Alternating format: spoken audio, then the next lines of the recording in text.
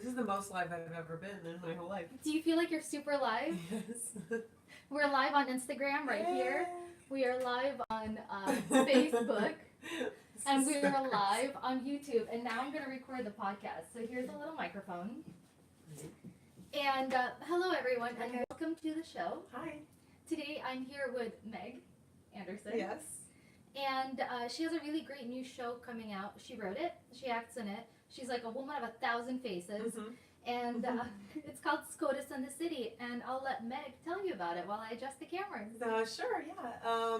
Tell me really quickly, just to set the tone, which camera am I talking to and how often am I looking at you? All of them. I still haven't figured it out because Okay, this is new. So I figure I set them up like this, and then we can see like people are making comments. Oh, my mom logged on. My mom is my number one fan. Hi, Mom. Hi, yeah, Mom. she's your hero. She's my hero. She made me, so she's on. Oh my God, great. Okay. So and then we have a bunch of other things, so people can ask questions Extremely here and like Great.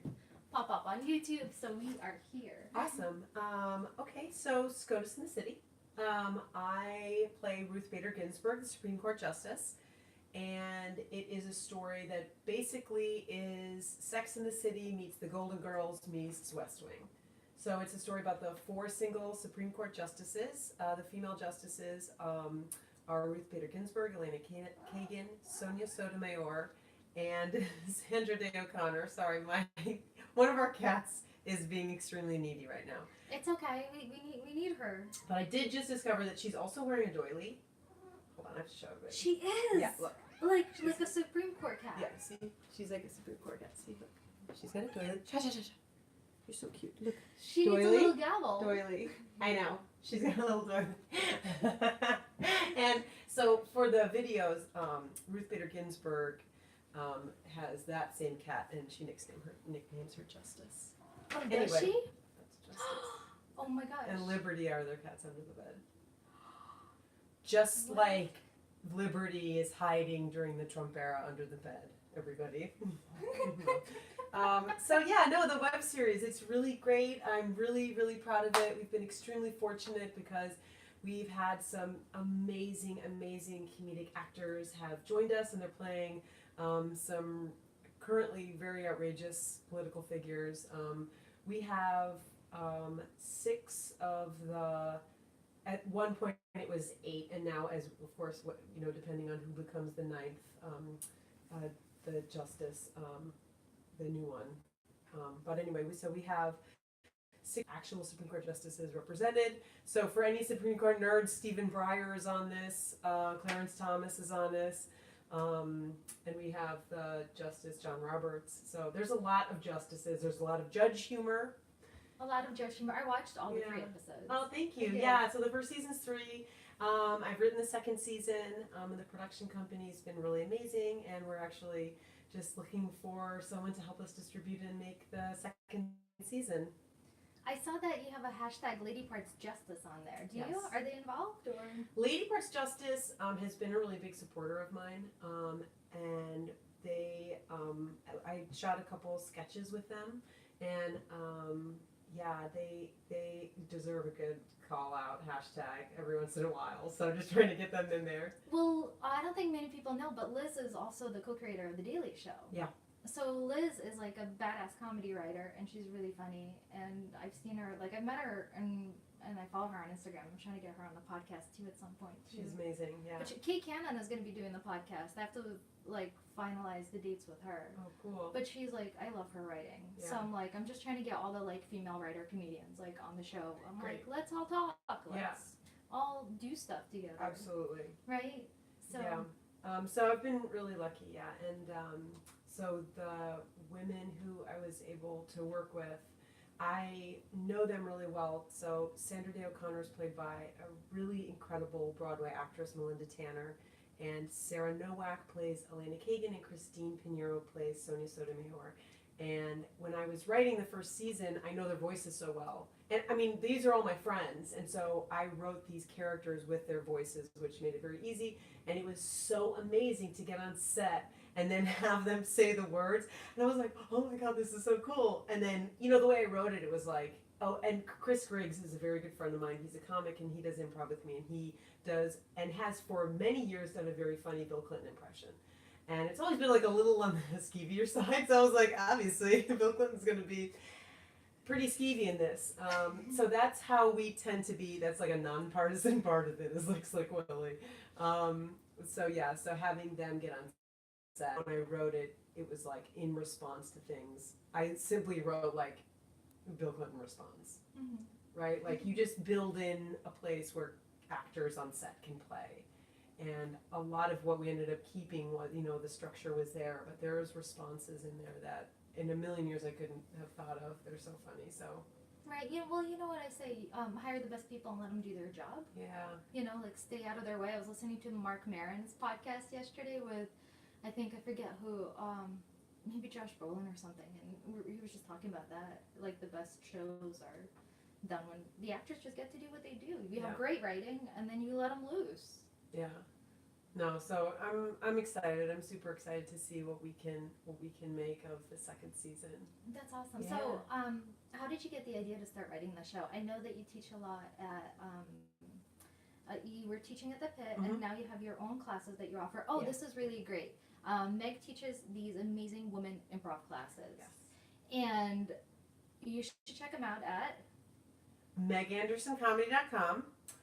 You should absolutely take my class. I will. You know what? Yes. That's a great idea because I really miss doing improv, and my schedule has been busy, and I was doing improv at UCB, but it makes me feel alive to play. Yeah, so I have been doing improv since 2004, and I helped found the Baldwins, which is a really amazing improv team at the Pit. I recently actually kind of stepped back from the Baldwins. So I'm no longer playing with them, but they're going strong Saturday nights at 8 at the Pit, and, they taught me everything. I was at the Pit for a long time teaching, and so I grew my comedy voice. And I realized that only once in 14 years did I ever take a women's improv class. And it was early on in my career, and it helped me so much, and it introduced me to this incredible world of women in comedy, and it was really important for me to be around all women in that safe environment where you could play in really unsafe, you know what I'm saying? Like play in a way that was like, you can explore like what's it like to play another gender, to play like the opposite way that you might normally, play really dirty but in a safe environment. And so I wanted to create that again. And so I'm now teaching my own class. I taught one last year, and it was such an awesome experience. And my schedule's been really busy, but we were just talking before the show, so hopefully in the spring I'm going to teach it. It's going to be 4 weeks long. I always say that corporations should also bring in improv classes and bring them into their setting because it helps it helps all the employees bond, and it helps them open up, and it helps them communicate, and it teaches people how to play. Yeah. And get rid of all these boundaries that stick between corporate worlds, and it makes you just more creative. It just does. Yeah. And it's so great. So I actually work sometimes for a really incredible guy, Bob Callahan. He was at Second City for a long time, and he was an adjunct professor at Duke and Columbia. And he worked with a behavioral psychologist and founded a company called Business Improv. Great. Yeah, and for 5 or 6 years I've been training, and I've helped train over 4,000 C-suite execs and graduate students from Ivy League graduate schools, the tenets of improv, basically, and how you can better communicate, foster talent, break down the blocks to communication.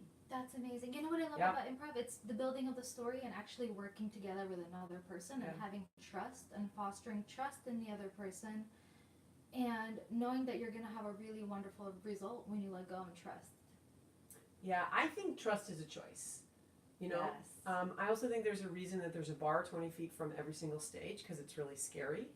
It's scary to get up there. It's a real thing, right? It's comedy juice. So it takes a lot. It's scary. And so what do we have to do, they used to have painted on the back of the Pit wall, it said in huge letters, it said follow the fear. So every time you stood on stage, you would look and it would follow the fear, right? And why? Because what's on the other side of fear? Right? A goal. And what's on the other side of a goal? Another goal. And, right? Love is on the other side of fear. Yeah, there you go. That's what I say. What do you love? Love, right? Yeah. So it's always interesting to me, but I actually segued away from the way I normally start my podcast, which is, what was your dream as a kid? My dream as a kid, I wanted to grow up to be a bus driver. That was my dream. Any type of a bus, like a huge coach or a school bus? Were I there don't know. particular Yeah, it was like a city bus. city bus? Yeah. I don't know. The only reason I can think that is because when I was in kindergarten, we had the greatest bus driver in the world. He used to give us Oreos. And so I was like, that's it. Like, he has brought me the most joy in my life, and I want to bring joy to people. And then I remember changing to I wanted to be a firefighter. For a really long time, I wanted to be a firefighter. And then my goal changed, and many, many years passed, and then I was like, I want to be a comedic actor. So there's like a lot of goals in between there, but yeah. So how did you get in? First you were like, Yeah. okay, I'm gonna be a bus driver. Then you're like, nope, I'm gonna fight fire. And then you were like, comedic acting. I got it. How did you transition? Well, there was like a lot of years in between there. Yeah. In high school, this is the inception. So I have an identical twin sister. What? Yeah. What? She's way funnier than I am too. Oh my god, Yeah, that's amazing. For years, forever, I've been trying to get her to do comedy. She's actually a really talented puppeteer. Oh my god, this Yeah. is amazing. Yeah, she's really, really funny. That's amazing. So she's like all of like our friends' kids love. You know, she'll go over and like she can animate anything. She's like Moominshans. She can do like Yes. those huge puppets. I don't know what that is, but like It's a I German agree. puppet group that is amazing. Yeah, That's she's all I think awesome. But she's very funny anyway. So but I always was the funny one. You know, twins, you have that balance, and so I was always the funny one. But then in high school, she auditioned for this comedy troupe during this school's variety show, and she got in. Mm-hmm. I was like, I'm sorry, I'm the funny one. And that flipped my identity on its head. And so then it's a competition because that's life. And then the next year I auditioned and I got in. And then I was on stage with extraordinary people who are still some of my very closest friends. And one of whom last year was nominated for a Tony. It's out of control. Yeah, so there was a lot of talent in there, and that love of comedy was born. I was like, oh, I know how to do this. So then that was when I was a senior in high school, and then cut to 2 years after I graduated college, I moved in with that, one of my close friends from comedy troupe, and I had gotten a degree in college from a film degree because I was like, oh, you can't make money doing comedy. Mm-hmm. So I was like, I got to do something practical. And then I roomed with him, and he's like, what the hell are you talking about? Like, dude, take an improv class. And I was like, oh, no, I'm not getting on stage. I'm not doing that freeze tag shit. It ain't going to happen. And he's like, take one class, and I'll stop asking you. I was like, okay. And I took my very first class at the Pit, and it was like, it was the level before level 1. They used to call it level fun. Level fun. It was I like the 4-week that. intro, and my cat is urinating. That's amazing. That's amazing. Everybody has to go. It's totally natural. I love it. Maybe Part of the show. Live, baby. Live, baby, live. Oh, merciful heavens. I love it. I came And here. so, yeah, and then I was there, and I was like, oh my God, this is what I want to do. This is what I've always wanted to do. And so then I just started making very rapid goals, Mm-hmm. which was, okay, now I want to take all the classes. And then I took all the classes. Okay, now I want to be on a team. And then I auditioned, I was on a team. And I was like, okay, now I want to teach. And then I started teaching. And then I was like, started seeing my friends in all these commercials. I was like, I want to be in commercials. And so I got a commercial agent. And then I got to be in commercials. And I was like, and then I started seeing those friends in TV shows. And I was like, I want to be on TV. And so I got a manager. And I'm in that process there now. Like working towards it. I will be on TV, You will be. Yeah. And so, yeah, that's very exciting. And I realized along the way, I was like, I have a lot of things that I want to do. I have a lot of characters that I want to develop. You're the woman of 1,000 faces, by the way. That's what it says on your bio. Oh, yeah, And yeah, you have yeah. a really great Claire Danes impression as well. Yes, I look like her. So, yeah, Mike Bledger said that. That was very nice of him. He's a very funny comedian.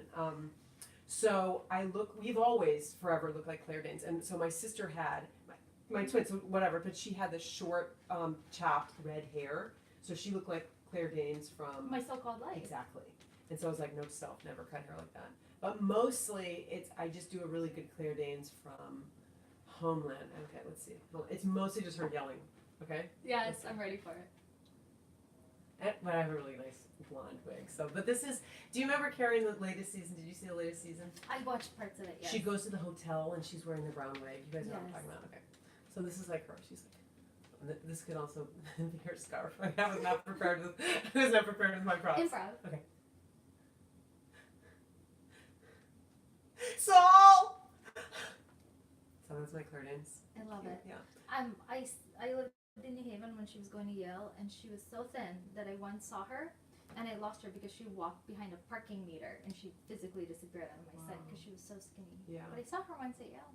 I definitely identify with that, being so skinny. Yeah, that's definitely part of. People are like, "Why you're skinny?" I was like, "Claire Danes, right?" Yes. That's where it started. That's not where it started.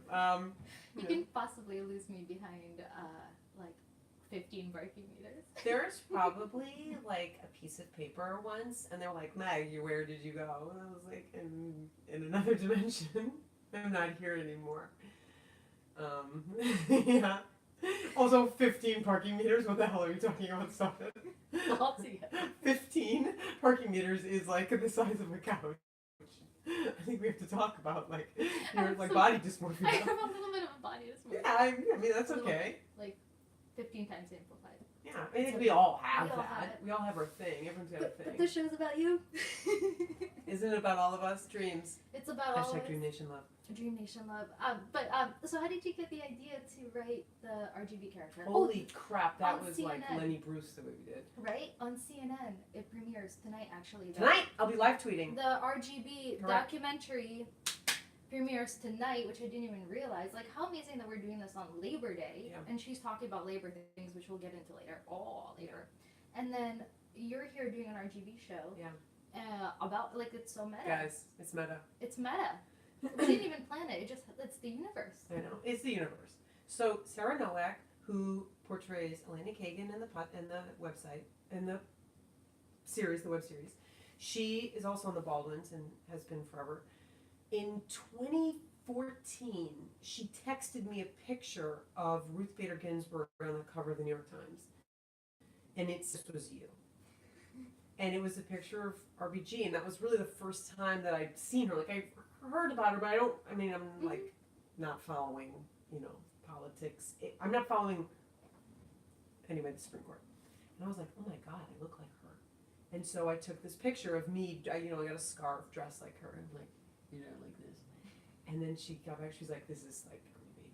It's amazing. And so the character started that way, and I started doing a few videos, and I did a music video. She did this rap, which is on my website, you can find it. And then a friend of a friend, her husband was the photographer for Mayor de Blasio. Mm-hmm. And I said, I'd love to, I just wanted to march in the Gay Pride Parade at as a person. And she said, if you march as RBG, you should march with like the mayor's office. And I was like, yes, I think I will. And I marched as Ruth Bader Ginsburg in the Pride Parade in 2015 or 2016. That's incredible. Yeah, and I people on the sidelines were flipping out, and only 2 of them thought I was Judge Judy. So that was a major success. They're like, Judge Judy. I was like, why are you so excited to see Judge Judy? That's fine. But people were like, had RBG like tattoos, and they had T-shirts, like literally, and to march in that parade is extraordinary. I mean, you talk about love. Yeah. It was an extraordinary experience. But that is when I didn't even have a web series then, and I had shot 2 sketches called Scotus in the City. And in that parade, people were like, where can we see more of you? And I was like, this is something. Mm-hmm. This is actually something. So I was like, there's a web series. And I was like, I've never read a web series, so stop. They're like, there's a web series. Yeah. And then, exactly. And then the election of 2016 happened. Mm-hmm. And I was like, I can't listen to NPR anymore. Mm-mm. I think they became truly unhealthily obsessed with Trump. I don't listen to them anymore, actually, either. I started listening to them during September 11th. That's when I just, but I'm like, it gets too much. See, I love them. I was a member for a long, long time. But I, ended my membership. Like, every single story was about Trump. I mean, my favorite story was Bridgegate. I mean, we're right here by the George Washington Bridge, and Bridgegate was a joy for me. But then and this is, anyway, and I shut off all news, and I was like, I can't read the news, which means I can't fuel fodder for jokes, and I literally put to bed Ruth Bader Ginsburg. I was like, it's not happening. And then in February of 2017, a production company approached me, and they said, we want you to write a web series of Ruth Bader Ginsburg, and we're going to produce it. And I was like, I can't, I'm sorry, I'm not doing the impression anymore. And they were like, no, you need to, like, it's time for her. And I was like, you mean fulfill a dream? You mean they literally came to me and asked me to do it? I was like, okay. You manifested it though, right? I totally manifested it. You totally manifested it. Yeah.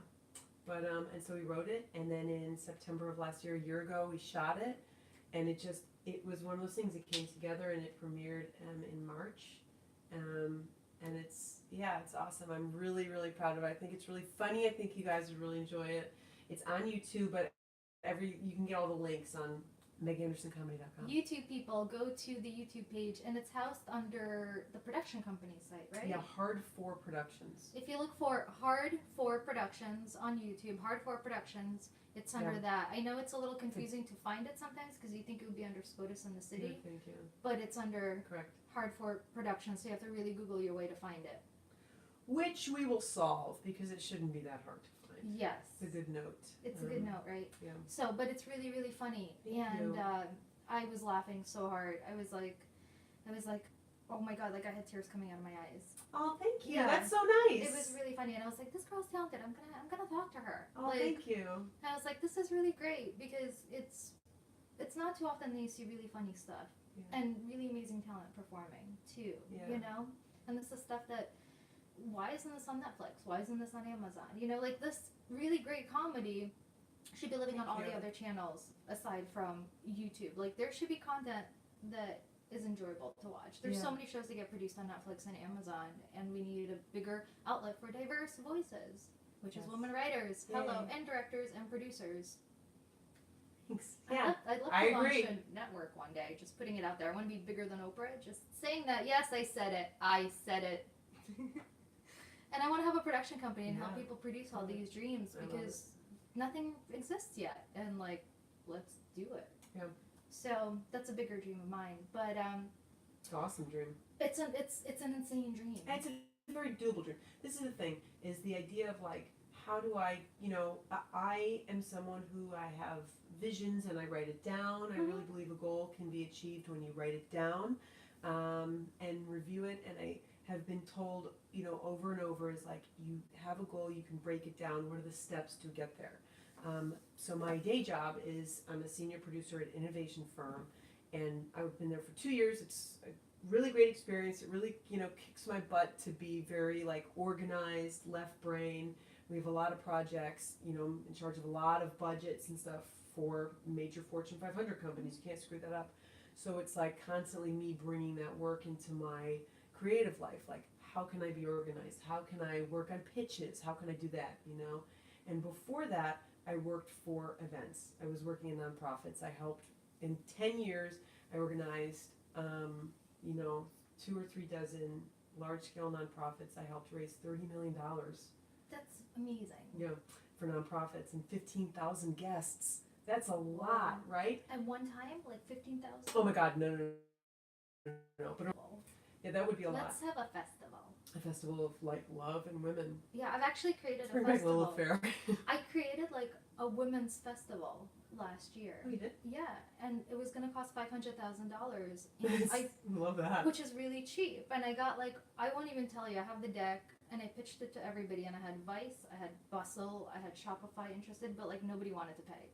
So I was like, I have all these speakers. I have a humongous space, and my partner and I tried to get the funding together in like 3 months, and it was like not even close. But one day it'd be cool to do a festival. Like, it would be really amazing to do a festival. Yeah, I mean, you just gotta find the money. You gotta find the money, and lots of festivals out there right now that are just festivals that aren't like epic. Fire Festival.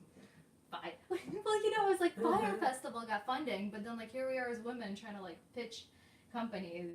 And we're like, yeah, here's like $10, and you're like, great, thank you. Well, one of the things that I learned was, how do you get to a successful gala? 200 steps to get there. Yes. 200, that's it. I mean, it takes a lot, you know? Yeah. So 200 steps. So I'm like, I know how to organize $1 million gala. I've done it a lot. So I'm like, oh, shouldn't I be able to apply that same thing and be like, I want to get paid to write and create comedic content. Okay, so what are the steps I have to take to get there? You know, different because I'm like, okay, like the things that I have to do and like my day job life or that I am not afraid to do because I'm not vulnerable. It's like this poem I'm going to do, and I'm going to, you know, be as bold and brash and, you know, and obviously professional, but like whatever it takes, I'm going to get there and get the job done. Why is it I'm constantly asking, I'm like hesitant, and then like when it comes to my comedy, or like, no, I can't ask them. It's like, that's not how it works. You know? Yes. I feel really bold in my day job. I was like, hey, look, I really think that I deserve a promotion in this. And, you know, I got a raise in December. I was like, no, that was easy. And I have coworkers, female coworkers, like, I don't know if I can ask for a raise. I was like, what are you talking about? Just tell them you need a raise.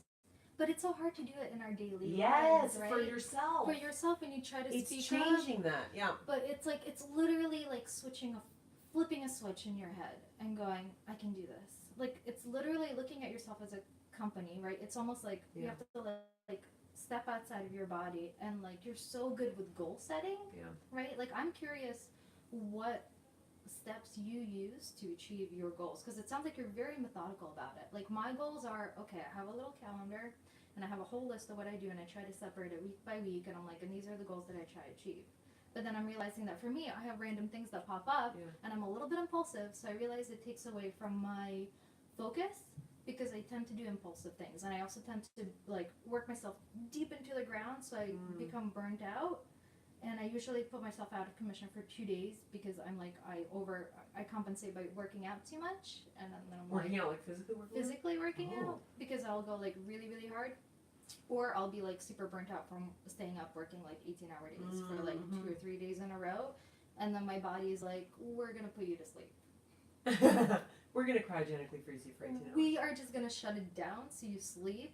Like my brain wants to keep going, but my body is like, you're gonna take a nap so your body can regenerate, and like you can do this again. Yeah. But like, what goals? I guess people are looking forward to this podcast to like figure out little hacks and little ways they can like help themselves achieve goals, right? So I took this really amazing class with Maria Bamford, and she is extraordinary, and I wish that, obviously she's very funny and as a writer and a performer and talented, but I wish that she like would give symposiums, because one of the things that she taught that I took from this class was do one thing that you've meant to do, or that was you have been avoiding doing every day. And so I took that, and I'm, you know, working hard to take actions. So, that's the timer. Sorry, that was supposed to be. It's okay. That's our timer reminding us that we're 30 minutes in, because I'm on. It's Right. okay. Sorry, team. No, it's fun. It's all improv. I love it. It spices it up. Yeah, we're real subtle over here. We're live here. Cats Yes, go to the it's a live bathroom. show. Da, da, da, da, da, da, da. But yeah, like little Actions. goal things. Yeah, Actions. so every day I try to write down everything that I've done towards my goal. So towards writing, towards creating something. And then I look at that, I'm like, if I can do one thing, that's important. I'm the same way though, like I have a lot of projects, I ebb and flow, and so I'll set goals. So I took that from event planning. So like it's like a year out. So I want to try and have this by a year out. So I'm like, okay, how do I get there? What's the 9 month, 6 month, 90 day, 30 day check-in that I'm supposed to be doing, right? It's flexible too. Like I've got a really crazy day job. Like my husband is my number one supporter. Like that guy I couldn't do without him. He believes in me. He loves me. Can we plug him because he's awesome? Happy Anderson is an amazing person. Happy Anderson. Acting.com is a really beautifully, run website. I run that website, but it's his content. He's working right now on a TNT show called Snowpiercer. They're filming in Vancouver, and he was in Mindhunter. Oh yes, he was so good at Yeah, he was a Mindhunter. serial killer in episode 7 and 8, the guy that jerks off into a shoe. But he's really a good guy. He really is. That's right, he did. I Yeah. forgot about that. I just remember him being towering and amazing. Such a good show. Yeah, his work was amazing in that. And so he's so inspiring to me and loves me a lot. And he helps you with the goals. Yeah, I always say that he loves me until I can love myself. Yeah, he really does. And so that gives me, I'm like, oh, this person believes in me so much. Maybe he sees something in me. And so, I have negative self-talk. I think, and it's like just trying to ignore that voice. And like really negative things are saying things in my own voice, so I tend to listen to them, even though I probably shouldn't. So it's like sometimes if I can, another friend of mine, I do the same thing that you do. I ask people, what do you do? And so a friend of mine told me a couple of years ago, he's written 3 novels, and he says, every day I go to the computer and I open up whatever I'm working on. And some days I can't get myself to do anything other than open up that file. But it creates a muscle memory that you go and you open up the file, and that starts to break down this block that you have. So that day 3, if all you've done is gone, I'm like, on day 4 I know how to open up the file. Maybe I have 5 minutes. Or I'm thinking about it then on the train, and I use my notes app a lot to write. I finally put Final Draft onto my iPad. And so now I'm very close to finishing this writing project that I've brought with me for 8 years. Wow. Oh my God, I just want to finish this thing. Is it a secret? Can you talk about it? It's a screenplay. It's a screenplay. really funny screenplay that I wrote. That's based on, an event planner. So Love it. yeah, like it's a great idea, and I'm just like have been sitting on it. Why? I don't know. Fear, procrastination. Which is It's the fear fear of greatness. in 5 syllables. It's the fear of greatness. Yeah. It's interesting because it's like my father is a painter. He's a watercolor artist. And so I grew up, there he is, There's the man, the that. myth, the legend. Oh. He's in the bedroom. We're pretty subtle in this house. We do what we want. Yeah, it's fine. Anyway, maybe he'll come over and say hi. But but yeah, so my dad always said, if he's a painter and he couldn't do anything other than paint. I mean, he's obviously very, smart, but he didn't want to do anything other than paint. He's a painter. He's an artist. He's and an artiste. these 2 things are his. Oh my God, they're beautiful. Yeah, and he does maritime art, and he's in galleries, and he painted a stamp. He was commissioned by Oh my the God. government to paint a stamp. Very And cool. he said, find what you love, and then find a way to get paid for it. That's brilliant, right? Yeah. I'm just gonna say it's brilliant because I once had a really great friend tell me that the only way you become what you are is when you get your first paycheck for it. No. That's when you officially Yeah. are what you are. Yeah, and you're I was professional, like, right? you're a professional. And I Yeah. was like, that really stuck with me. So it's always, how do I make the leap into the next thing that I want to do? Right? Because you're always inventing yourself. Yeah. So. Well, I read The War of Art, and that Oh, book yes. kicked my ass because it's all about resistance. Mm-hmm. And the guy always talks about, well, you got to get up when the muse is up with you, right? Talks about the muse, and you, that's the difference between the amateur and the professional. Mm-hmm. The professional, it's a job, and Yes. the amateur is still waiting for inspiration. Yep. And that kicked my ass because I was like, I got to write when I'm inspired. It's like, no, it's everything I saw my dad do. Mm-hmm. My dad likes painting. My guess, once he's sitting down in the studio, 25% of the time, I can make myself up to the studio. That's what I grew up with. Mm-hmm. So it's like, I'm not sure why, there's a disconnect between getting on stage and it's so fun. It's such a rush to get out there and do it. But then you sit down and, improv is out into the ether. Mm-hmm. But to sit and create something, sucks to write sometimes. It really sucks.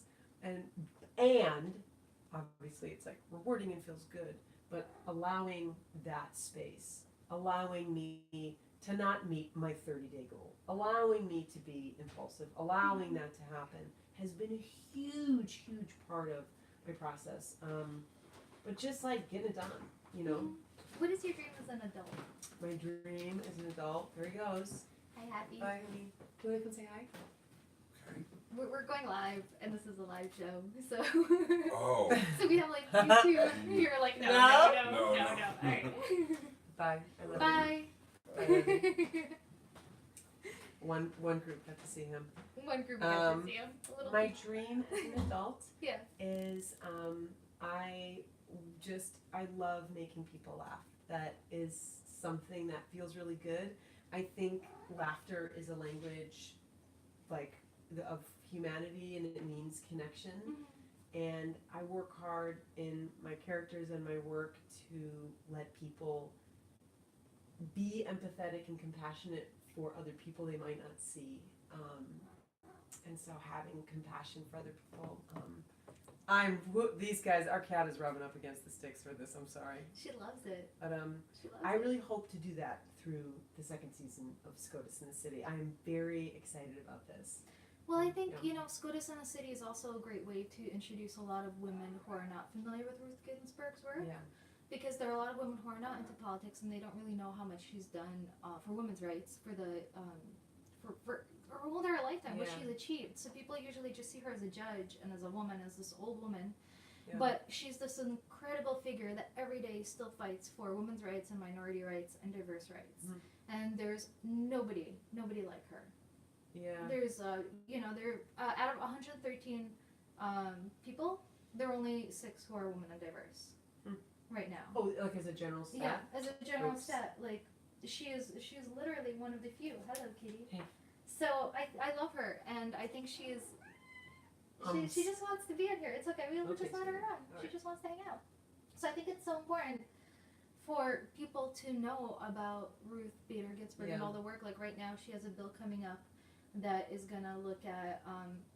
I guess I don't really know too much about it, but stick with me. It's about like federal law and how it applies to corporations and the workers' rights of being able to unionize and fight for fair labor laws and wage, and even I guess like sexual harassment falls under it right now. Basically, it is having workers not being able to unionize in a company, and Congress is apparently going to like allow this on a federal level, which is crazy. So every time an employee or a collection of employees have a grievance with a company, they have to fight it out of court. So there's a mandatory, like usually there are about 25 million people that sign a contract with their employees saying that if you have a grievance, it's going to be settled out of court. So automatically, that means if you have a complaint about labor laws and everything else, that's going to go out of the court. Yeah. And that is going to be settled one-on-one as opposed to union bargaining, which is a very big deal. And I think as we get these large corporations and we have things like Amazon, we have to really look at how all these new labor laws that are being passed are going to be affecting the workers that are working in this new technology-based life that we are building. Because before we had the Industrial Revolution, and that's where unions came about, and they helped prevent, sweatshop labor and sweatshop fires and all these things. Safety and reasonable hours. Safety and reasonable hours. And actually, that's why we have Labor Day weekend, because we're celebrating the fact that we have laws right. and unions that prevent us from being overworked and taken advantage of and being paid a fair amount. Did you know that when Ruth Bader Ginsburg started, she was paid less than her judges? I forget. She was teaching somewhere. I forget. I have to look up where. I'm allergic to cats. So Oh I can't shit, touch I her. didn't know that. It's okay. You gotta get it As out. long as I don't touch her, I'm Oh, fine. shit. And we're towards the end, so if I start sneezing, it's fine. They're my kryptonite. You just Oh, fuck, put I a bunch didn't of know cats that. on my face. It's okay. I usually don't say That's what it. happened. That's what it is. Cat went in your face. It's okay. It's okay. It's Alright. okay. It'll take more than one cat to bring me down. All right. But like, it's amazing because that's why we have Labor Day and that's why we have weekends. But now that we have the technological age, there are no laws in place that say, well, you can't email people after 6 o'clock at night. You can't make people work the weekend without paying them. There are all these laws that are being disseminated. And the new technology age is not equipped to handle the influx of work that is coming to the modern day worker, whether they are in advertising agencies or any other technology based agencies. France just outlawed emails after 6 o'clock. Oh yeah. But that's France, you know, like, oh gosh, it's not New York, and, you know, who knows? We'll see. And I just had Councilman Raphael, the Brooklyn councilman, on my show, and we talked about a bill that he's trying to pass that is going to try to limit work hours for, like, you know, 9 to 7, 9 to 6. You're not going to be able to email an employee after 6 and fire them if they don't respond. The employee is going to have the right to be able to not respond during work hours because it affects your relationship. Yeah. But we'll see how that goes because, you know. For now, you know, it's really interesting because for now, you know, I work in a company that's based in London, and so we have extremely generous vacation package. Oh, London is great. They're so good. And we have flex work hours, which means if you work a lot in the evening, then, you know, it's like it all eventually, hopefully, adds up. But in the space where I work, you know, in the innovation field, the idea is that you can put up boundaries like that. It's interesting because that's what the SAG-AFTRA union protects. And the SAG-AFTRA union is really interesting too. I look at them a lot because I'm a part of SAG-AFTRA too. So I always look at them and I go, wow, how are they, like, because they've been able, but you know, the new contracts are coming out too, and that's very interesting too. But that's like a whole entire different category. Yeah, that's very that's interesting. That's a whole different can of worms for a different discussion. We're just talking about Ruth Bader Ginsburg today and her accomplishments. Well, but I love that because, like, you know much more about that than I do. You know, I look like her and use her as a vessel where I can comment on current events. You know, and she is, for me, does that. But she also, what I think is so amazing is that she represents different things to everybody. Like what does she represent to you? She represents a woman that was a trailblazer that decided to do something at her time that was remarkably not typical for a woman. She was one of, I think, the 9 women graduating. I mean, she went to Cornell, she went to Harvard, and I think she went to Stanford. I may be wrong. Columbia. I'm sorry. Yeah, so she went from Harvard, she transferred to Columbia, she got her degree, and at Harvard she was one of the very few women there. And then when she got her paid position as a professor, they offered her less money because she had a husband. Also, she met him, she graduated and she married him, and they were both like badasses. But she was told that she was going to earn less money because her husband is successful. Get that? So he was sick, I think, and so that's why she had to. Yes. Over there Yeah. He passed away from cancer, I believe, in 2010. But she just represents this woman that just kept on powering on. When he was sick, she was going to class. She was taking notes for him. She was helping him write his papers. She's amazing. He was dictating, and she was typing, and she was taking care of kids, and she is just unstoppable. And she just is there advocating for women and diversity, and she's a voice for women and diversity, and she can actually talk about reproductive rights because I can't. She's a woman because she can produce children, and I want somebody in the government that knows what it's like to give birth and has my physicality, at least, that can comment on what I can do and what I cannot do with my body and what other women can do.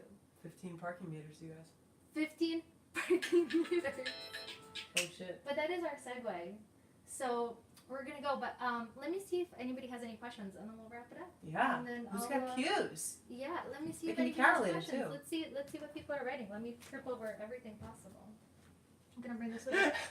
No offense, but I was hypnotized by that cat. Please bring him or her back. Ron, we will. Ron has it's a great her kryptonite. show. It is. Ron has an amazing show. It's called Concrete TV. I plugged him on the last podcast too. You should watch hysterical. it. What is this? My mom says hi. Hi, Tiara.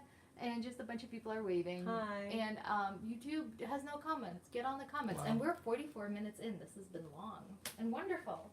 So yeah, Let me get the cat one more time for Ron. Thank you for being on the show, you guys. Here she is. And here's the kitty. We'll give everybody a kitty look. Bye-bye. Bye-bye. Bye-bye. Thank you so much. It was so awesome to talk to you. I need to turn everything off. Everything is still going. So I'm going to turn this one off. Bye, guys. See you on the internet. See you on the internet. And live video on this one. And then, how do I end this one? Yes.